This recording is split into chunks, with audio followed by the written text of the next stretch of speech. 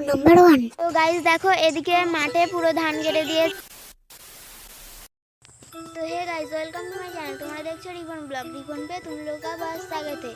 তো নতুন একটা ভিডিওতে নতুন একটা ইন্ট্রোতে তোমাদের সকলকে সুস্বাগতম।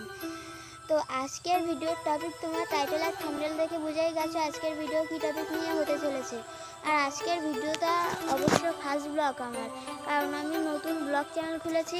এটাই আমার নতুন ব্লগ চ্যানেল। তোমরা যে চ্যানেলে ভিডিওটা দেখছো, আর আগে আমার অনেকগুলো শর্ট চ্যানেল ছিল কিন্তু তাতে কোনো সাকসেস পাইনি। ওই জন্য আমি ঠিক করেছি এই ব্লগ চ্যানেলটাকে চালিয়ে যাব। আর তোমরা আমার পাশে থেকো, আমি তোমাদের জন্য ভালো ভালো কন্টেন্ট আনতে থাকবো।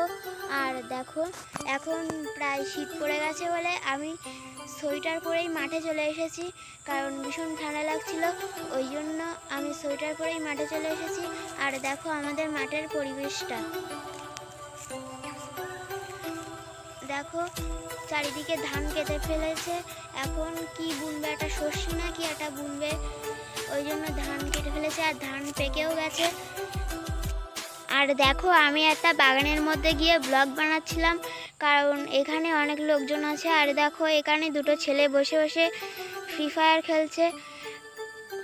আর দেখো এখানে সব ধান কেটে ফেলেছে, কারণ এখন সর্ষে লাগাবে আর ধানও পেকে গেছে, ওই জন্য কেটে ফেলেছে ধানগুলো। আর দেখো এই ক্ষেতটায় সর্ষে বোনাও হয়ে গেছে, ছোট ছোট চারা বেরিয়েছে।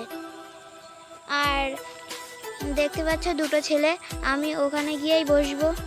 তো গাইজ দেখো যে দুটো ছেলেকে আমি দেখিয়েছিলাম, আমি সেখানে এসে বসে গেছি এই বস্তার উপরে। আর দেখো এই ছেলেটা এখন বসে বসে ফোনে রিলস দেখছে, আর আমি ভিডিও করছি বলে ছেলেটা লজ্জা পাচ্ছে। দেখো